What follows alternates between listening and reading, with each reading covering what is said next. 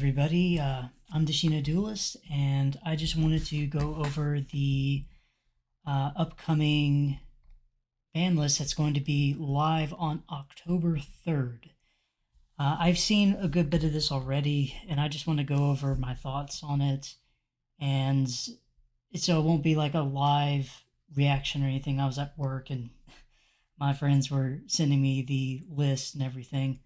So I don't know. It's a list. I'll say that. So first ban is Fairy Tale Snow, one of my favorite cards, and a card that they recently took off the ban list. I thought that, how do I put it?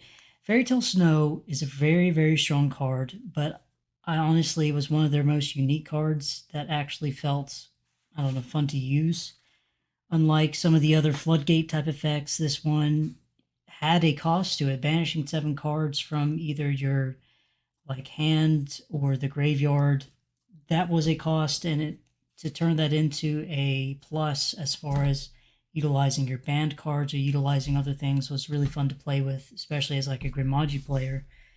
But I get that it's strong. I get it's strong in tier. I don't think that it was the problem card of the format. I don't think it necessarily deserved a ban this early after coming off the list. But it's banned now, so that's gone. I guess goodbye, Fairy Tale Snow, until next time. Next card we have on the list is Ronin Tonin banned. Ronin Tonin, it is what facilitated all of the Toad plays, or the Frog plays with Swap Frog and everything, making it possible to go into Totally Awesome or get multiple on the field for Sprite.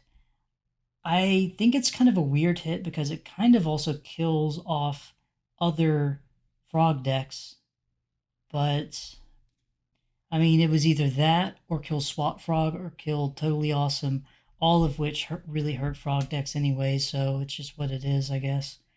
Uh, I will say, in the perspective of the rest of the list, once we get there, I think it's a strange hit compared to what they do to tier. Next up, we have Crystron Halqifibrax. I love this ban. I've been waiting for it for a while. I'm glad they went ahead and hit it because it was it got, I don't know how many tuners just banned because it itself was broken. It facilitated the Dagda Artifact Scythe plays where you go into whatever level 5 TG that pops the Scythe and then you sink into Baron. Or, I mean, it facilitated a million different plays. I mean, it was your extender to go into Celine, then access code. It just did everything. It fetched anything from the deck and lets you just go into whatever plays you needed to. It was just straight up broken. It needed to be hit a long time ago. And then Chaotic Ruler, the Chaotic Magical Dragon. It's a strong card. I don't think it needed to be banned right away. It was really fun to use. And while there were some decks that really ran it, like Tier had a few variants that ran a Punk Engine that went into this card, those weren't the topping decks. Those weren't the variants that were doing very well at tournaments. And it kind of was Punk's and Dragon Link's card that they really needed to facilitate their plays. I don't think it needed to be banned. It's a very kind of strange hit, but that's par for the course for this whole list. Very strange hits and missing glaring problems. So let's see. Oh yeah, sorry, I forgot about this ban. Red Reboot. This might have been relevant a year ago when trap decks were needing something a little more. Honestly, right now, like Eldritch Mine is still pretty strong. I guess maybe they're trying to push the new Labyrinth deck, or, I mean, no Red Reboot means what are the cards? Well, pretty much any trap deck is just thankful to have this gone because it turned off their cards. But honestly, it just doesn't seem relevant in general because people weren't running it. I don't know why they decided to ban it. Like you would run, it wasn't a card that was like necessary to run. You would just throw it in if you had some space in your side deck. You know what I mean? Uh, Next we got Blackwing Steam the Cloak, which I think they're bringing back that just because the Halky Fibrex got banned, which makes sense. That's completely fine. And I don't know I don't think it's going to do anything too crazy. There's also Blackwing support coming up soon. It's fine. I don't have a problem with it. Cyberjar coming back. Could have come back 5 years ago or more. Uh, Flip effects without a way to facilitate them consistently don't do anything. And the way Cyberjar works can end up just drawing your opponent into, well, cards that can kill you. There might be some Cyberjar FTK, but it's only going to work if your opponent runs 0 hand traps. Like, that's just how it is. Same with like Morphing Jar when it came off the list. Yes, you could Morphing Jar your opponent and mill through their whole deck, and you could, like, I built a deck that specifically facilitated Morphing Jar decking out your opponent. But guess what? If they Ash Blossomed it, or Impermed it, or used Forbidden Droplet, or used any negate, like it ends the whole thing. Or you mill their cards into the graveyard and they get all their graveyard effects. Like before, when I did my Morphing Jar deck, Fairy Tale Snow was still a thing.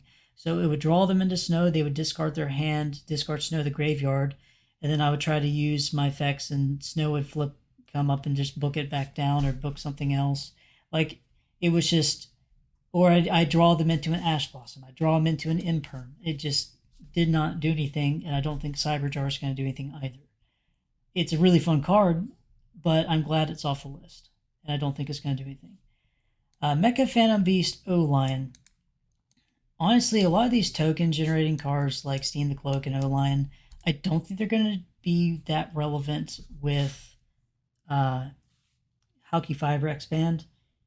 But that said, it makes me a little nervous just with how strong just being able to throw out a Link 2 is.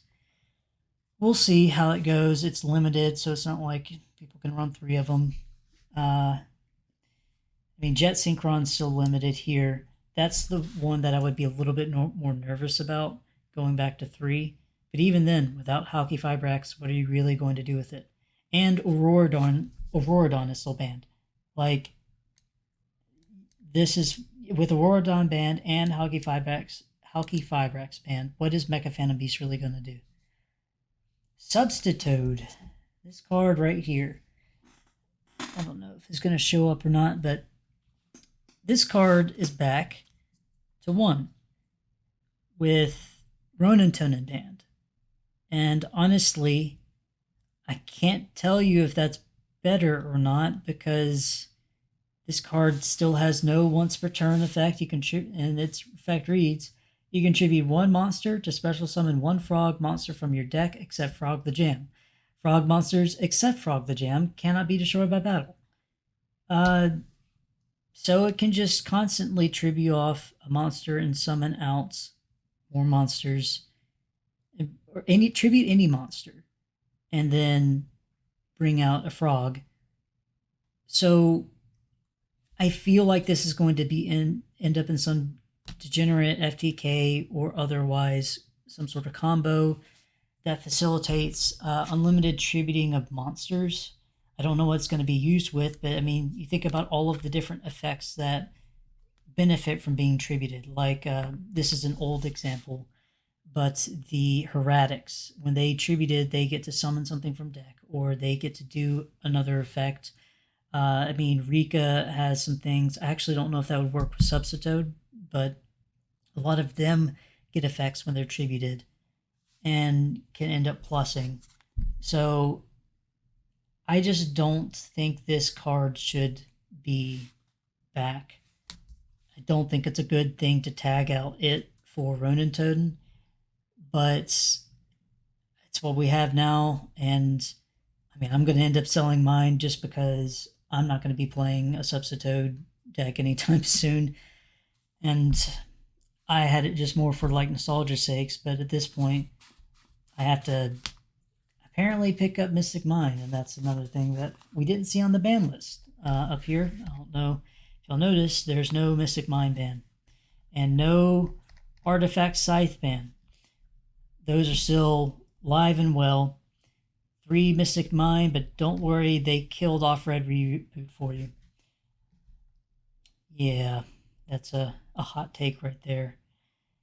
So yeah, this whole list is just completely insane to me. It's like, yeah, they hit some things that needed to be hit, like the Hauki Fibrax.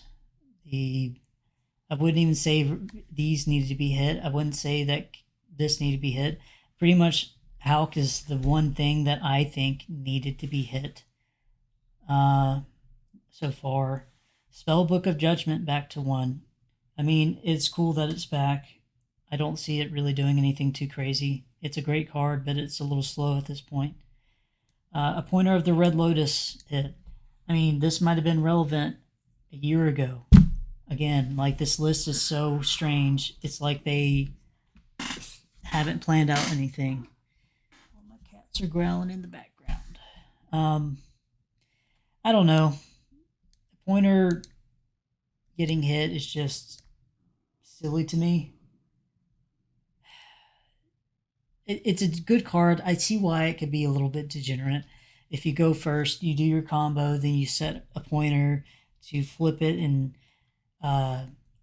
look at their hand, grab Dark Ruler No More out of it, or whatever blowout card they sided in to stop you. But again, it's a very meta-specific card. It's very niche. It's not always used, and it didn't need to be hit, especially right now. It's just not being used. So I don't understand their hits where they're killing off cards that, while they might be good, aren't affecting the meta currently at all. Like, it's just overkill on things that don't need it. Like, they essentially, with the Hauk ban and the chaotic or chaos ruler, whatever it was called, the dragon, with both of those hit, Punk is just like, it's not dead, but damn, it's pretty close to it. It's like, what are they doing there? Just completely killing off a pretty fun deck that was rogue tier, maybe a little bit higher. It was used as an engine in some things, but it wasn't even a popular engine in the last couple of tournaments. All right, so we have a lot of unlimits. Dynamite Knight, nothing crazy there. They've been walking it down the ban list from limited to semi to now unlimited past couple of lists. Ben 10 coming back. I mean, it's good for Drytron. It's good for a few other ritual decks. But, I mean, I don't think it's going to affect anything too much. I will probably be back to playing Drytron. I love ritual decks, and the Ben 10 being able to draw into it consistently at 3 is really nice in that deck. I'm kind of tired of playing it with the fairy engine, to be honest. I'm tired of setting up the Herald of Ultimateness, Omni Negate, and just sitting on it. It's just not very fun to me anymore. I will maybe end up finding some other version of Drytrons to play, if that's the case. Shooting Riser Dragon. It was limited and now it's not. Guess what?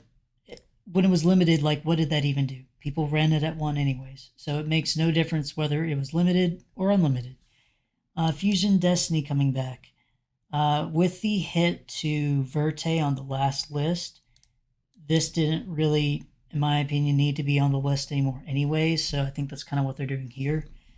It's still a strong card. DPE is still a strong card.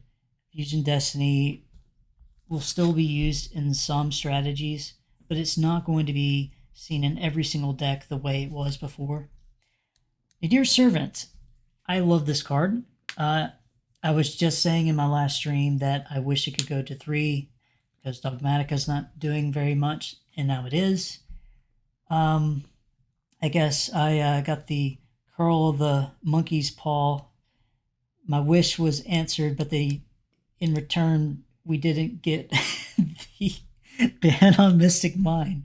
So I guess there's that. Uh, yeah, so Nadir Servant, it's really strong right now. It's essentially if you send Garura with Nadir Servant, you get to search out uh, well, any of your uh, Dogmatica cards, and then you get to draw a card. So it's essentially Sky Striker, Mobilize, Engage, but for Dogmatica. And you can continue plussing from there if you like search out a Maximus and do fun stuff with that. But right now, I don't even think that is as strong as it might appear because everyone's running Garura and other extra deck monsters to send. So you use Maximus effect, you send your monsters to search and do things. They're dropping Garura and branded monsters into the graveyard to then just totally they gain 2 cards right there. So it's not actually as strong as it might seem, but it is still a very fun card to use. And it has a lot of counterplay to it, in my opinion, as far as just stick some cards into your extra deck that are already good in the format, and you'll be fine. Trickstar Light Stage. It's been limited. It was limited for a long, long time when it didn't need to be. After they hit the Orcus Sky Striker engine that was using Light Stage to turbo into a Link 2, into Nightmare, Mermaid, all that stuff. That's back when that got hit, and it's been like years since then, and it's finally off the list. I had picked up a bunch of Trickstar stuff when it was cheap, thinking that it would come off the list, and it finally is. So, yay! I picked it all up like 2 years ago, and I can finally do something with it. Uh, it's a good card. It's funny. I actually thought it wasn't going to come off the list this time, strictly because Sprite started using it as a tech to go with Light Stage into the um, level 2 Trickstar. Oh, what is it called? Let's see.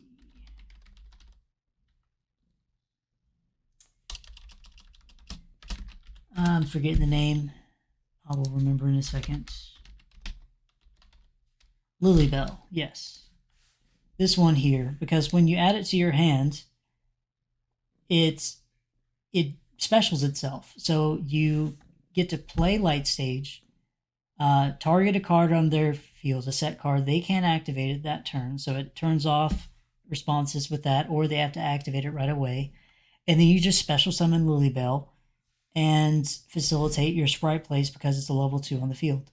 It also can attack directly and inflict battle damage to your opponent. You can grab stuff back if you run multiple Lilybells, which then special summon it.